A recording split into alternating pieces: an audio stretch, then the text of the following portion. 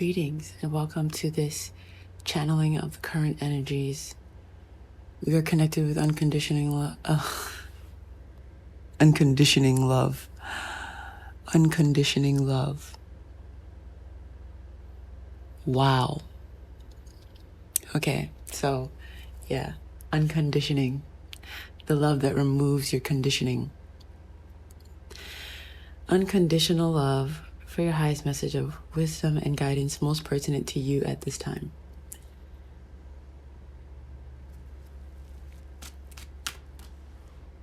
So already right there, we've gotten our first message. Someone is experiencing for the first time, a love that is unconditioning them, deconditioning them of certain negative expectations, patterns, habits, and it feels like they're kind of dazed by this. That's the feeling I'm getting from that person. Like, you're feeling really dazed by it, but that's love. That's what unconditional love does. That's just what love does. It's like breathing clean air for the first time, or walking straight up when you've been kind of hunched over all your life, or yeah, it's that's. And what I wanted to mention was, in the situation where you feel like you're being deconditioned of old expectations, old patterns, but you're being reconditioned possibly into the favor of someone else's newer patterns. That's not really what I'm referring to. That kind of situation can sometimes have its own connotations that aren't as unconditional as the love that we're speaking of. So this someone that I'm speaking of, they're experiencing an unconditioning love that is just in its nature, just because it is love, it is deconditioning you from certain things. We have the Three of Cups and the Sun, with the Ten of Swords, Seven of Wands, and the Three of Swords on the split. So we have a great deal of clarity and joy, celebration. I'm getting a lot of celebration here, yes, in a Three of Cups situation. So a friendship connection, or maybe a sibling connection for you. And it has to do with the Ten of Swords, putting an end to an old way of thinking, a way that was clouded by anxieties, by doubts, by nervousness. And that was protecting a broken heart, right? A lot of resistance and defensiveness, boundaries and barriers around a sensitive heart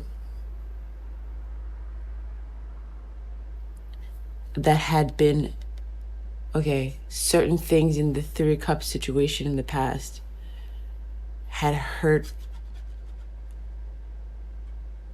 this energy. This is your energy. So it hurt your feelings in the past.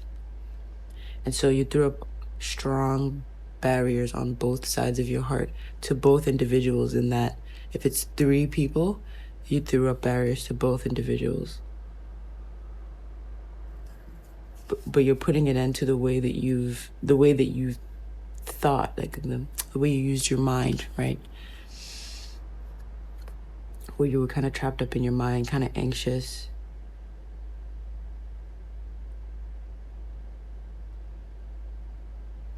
And instead, you're just going to exist in your truth. When something hurts your feelings or has hurt your feelings in the past, you're strong enough to, you're bold enough to, strong enough to, aware enough to know that it's okay to say that and to speak that truth, or to own that truth. Now, you feel strong enough to do that.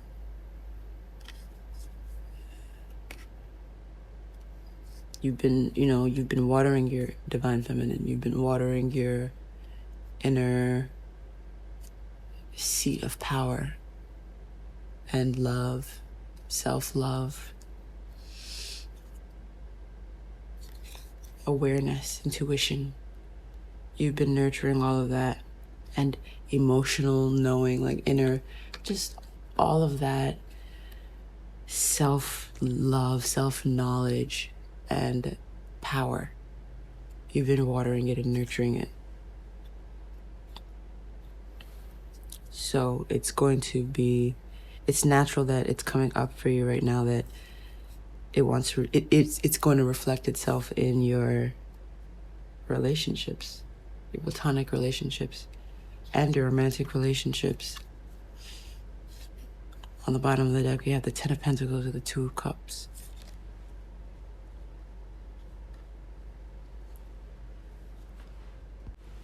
So there's one energetic timeline with a connection that is full of love and full of abundance and stability. And it's also full of like working.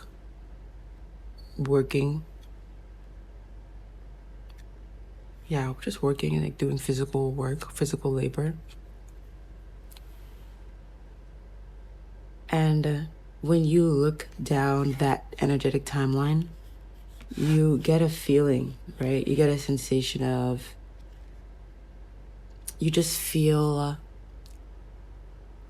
depression and lack, unfulfilled in that energy. And you feel just chaos, frustration, 3 5s. You feel just like you didn't, when you look down that timeline in the future of the possible timeline, of course, you feel like, wow, I wouldn't have completely lived up to my potential, actualized who I really wanted to be. And that's the sense you get from looking down this, it's stable and it's loving. And you two both in this Two of Cups connection, possibly you could match each other. This could be a connection that's already manifested in your life, or it could be a connection that has not yet, and you're just kind of in your mind giving this a go, imagining this,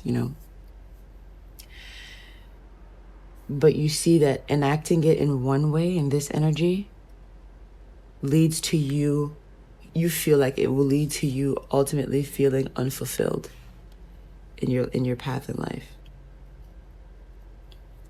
And so what you're trying to do is to go into your heart and to sit in your heart from the higher place, the place you actually desire to live from. Whether that brings you your own kinds of anxieties, right? You're feeling like, maybe if I can sit in the energy of that higher energy of my heart, where I'm actually fulfilling those higher levels of my potential, then I can move myself mentally and physically onto that higher timeline. And what that's doing for you is move yourself rather quickly. Take your mind from a place where you feel like you have to be connected to that lower level. You feel like you have to live out that lower energy to another place, a higher place. When you try to lean into this higher part of your heart, you're getting this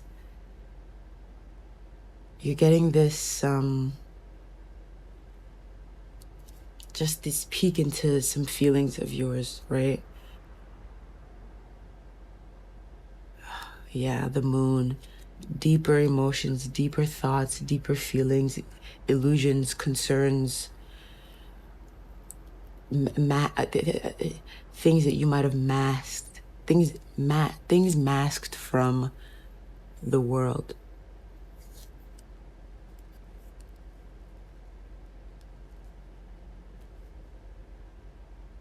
There's something here about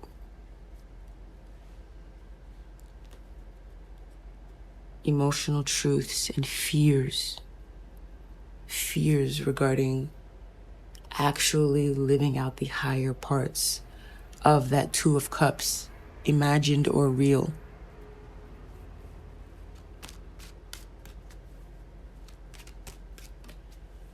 And you're going to be uncovering that over the course of the next few months.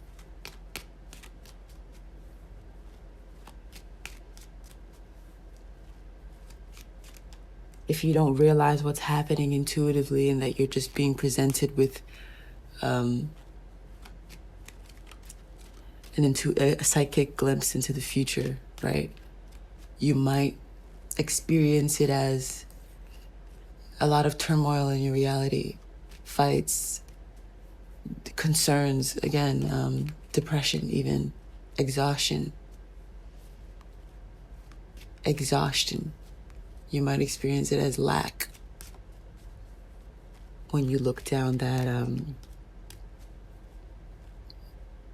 when you are just experiencing your day-to-day life with this connection, thinking about love, if you're not thinking of a particular connection.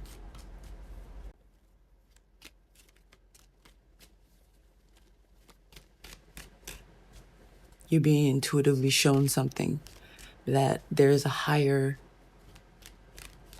path your heart wants to manifest. There's a higher path your heart wants to feel. Your heart doesn't want to feel unfulfilled or feel the regret that you're scared of it experiencing.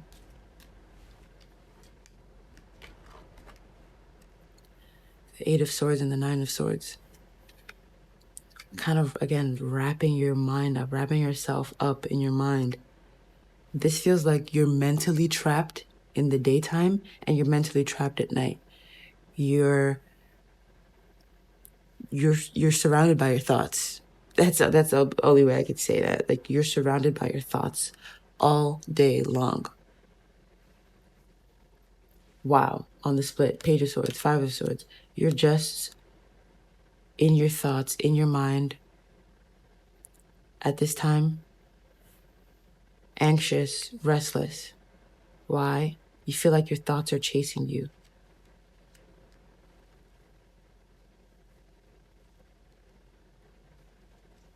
You feel like your thoughts are chasing you. And then, what do we have here?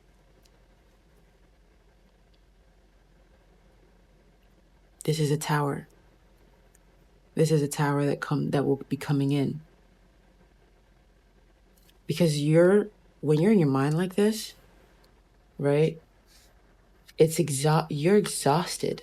That's possibly why you're like, oh, you will be experiencing it as exhaustion, right?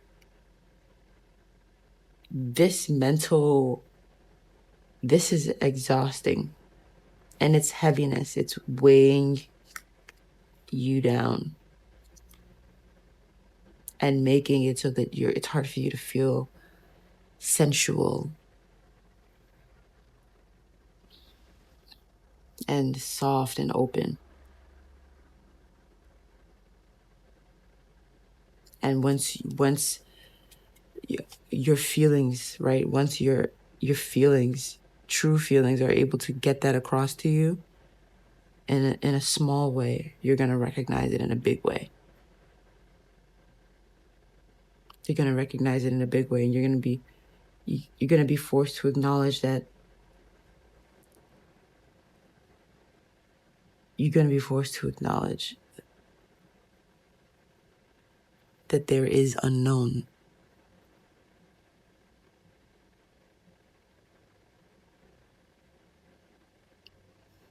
there is unknown. And from this higher place of your heart, you're going to have to feel, like, recognize those illusions. Recognize what's at the root of those fears.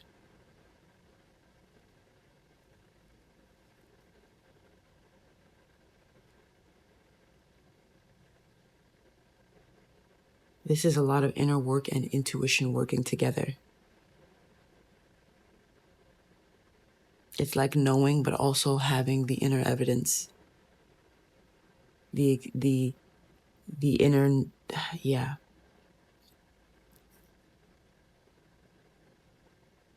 But this Nine of Wands energy here, it just feels like there's resistance within you towards doing that, towards going within and gaining that intuitive knowing, having that truth.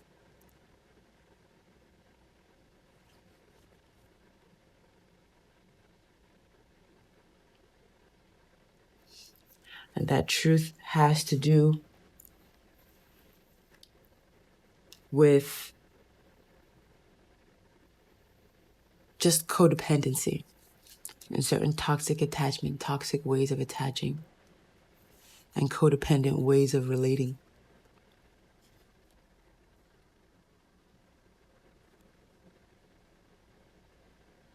And it has to do with how that affects the path and the connection of a Two of Cups, of two people who are a match for one another, their ability to fully actualize themselves, how codependency affects that, and attachment and fear and the need to control so that you can establish that constant stream presence with one another. That need to limit the self, to chain the self up so that you can establish that constant presence with one another.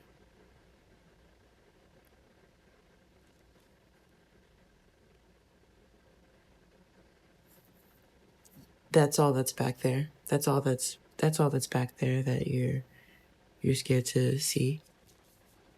No biggie.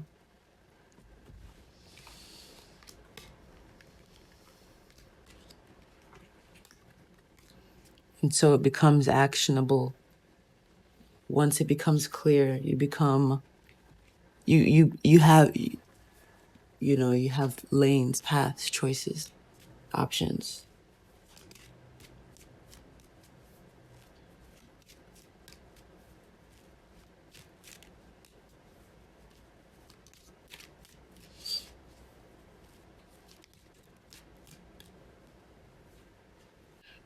Okay.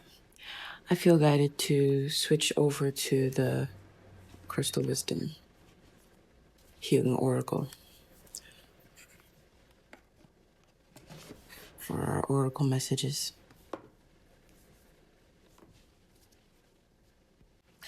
I actually shuffled for kind of a long time and I was just about to stop. And then a card came out. So since the divine worked so hard to bring out that card, I'm going to make sure to read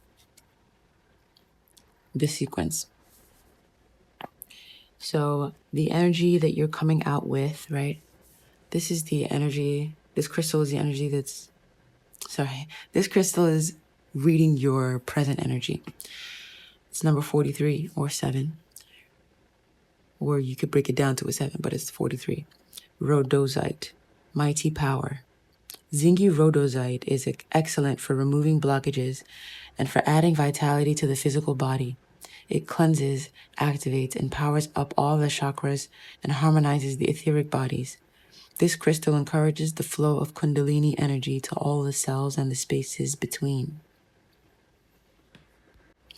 Karmic imprints from your past lives or emotional wounds from earlier in your present life may be creating a state of psychosomatic dis-ease.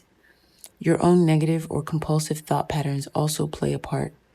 as can those of other people directed toward you. Check out the harmony or lack of it in your environment. Earth energies may be disrupting your well-being.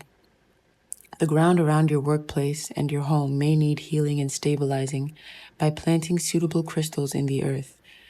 Living in a healthy, stable environment creates a stable physical body. Your crystal wisdom is number 8. Garnet, passion. Garnet is a rejuvenating stone, believed to protect against evil and terrifying dreams and to attract love. You are a passionate soul with a courageous heart. Be confident and constant. Let go of your inner demons, taboos, inhibitions, and fantasies. Recognize self-sabotage and expand your awareness into all that you can be. Virtue matters to you. You are capable of great devotion to a cause or a relationship and have strong survival instinct. Take action now. A mystery is solved. Have courage. There is a way out. Turn a crisis into a learning challenge. If danger approaches, stay calm. You are protected. Be emotionally honest with yourself and others. You may attract a partner for sexual healing.